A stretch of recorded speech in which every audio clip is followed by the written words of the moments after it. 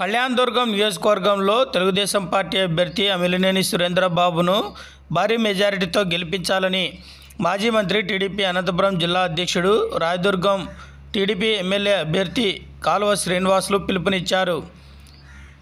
గురువారం ఉదయం 11 గంటల నుండి కళ్యాణదుర్గం పట్టణంలో అమిలినేని సురేంద్రబాబు ఆధ్వర్యంలో జరిగిన రోడ్ షో కార్యక్రమంలో ఆయన ముఖ్య అతిథిగా హాజరై మాట్లాడారు.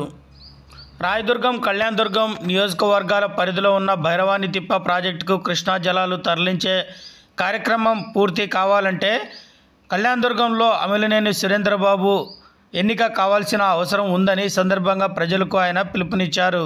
అందరికీ నమస్కారం. ఈరోజు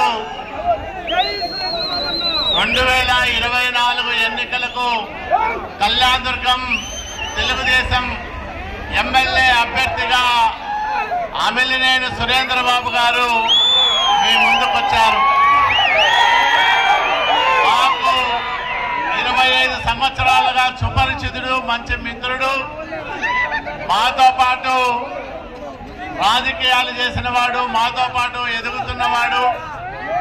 మీ అందరికీ మంచి చేయాలని, కళ్యాణదుర్గాన్ని బాగు చేయాలని, ఈ కరువును శాశ్వతంగా పారదోలడానికి చంద్రబాబు నాయుడు గారి ఆశీస్సులతో అనేక బృహత్ కార్యక్రమాలు చేపట్టాలని మీ ముందుకొచ్చిన సురేంద్రబాబు గారిని మనస్ఫూర్తిగా ఆశీర్వదించాలని మీ అందరికీ తెలుగుదేశం పార్టీ పక్షాన విజ్ఞప్తి చేస్తా ఉన్నాను. ఆయనకు ప్రజల డబ్బు అవసరం లేదు. తను చట్ట ప్రకారం సంపాదించుకున్న దాంట్లో ఉడతా భక్తిగా ప్రజలకు మేలు చేయాలనే సంకల్పం ఉన్న నాయకుడు. ఇందాక ఎంఎస్ రాజు గారు చెప్పినట్లు అనేక మందికి ఆర్థికంగా హితోధికంగా సహాయపడుతున్న వ్యక్తి.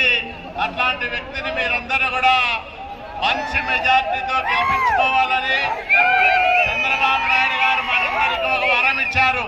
కళ్యాణదుర్గం, రాయదుర్గం నియోజకవర్గాలకు శాశ్వతంగా సాగునీరు, తాగునీటి వసతిని కల్పించాలని, ఈ నియోజకవర్గంలో 114 చెరువులకు నీళ్లు ఇవ్వాలని, జీడిపల్లి భైరవాని ప్రాజెక్టుకు 968 కోట్ల రూపాయల నిధులిచ్చి ఆ పనులను కూడా ప్రారంభం చేశారు.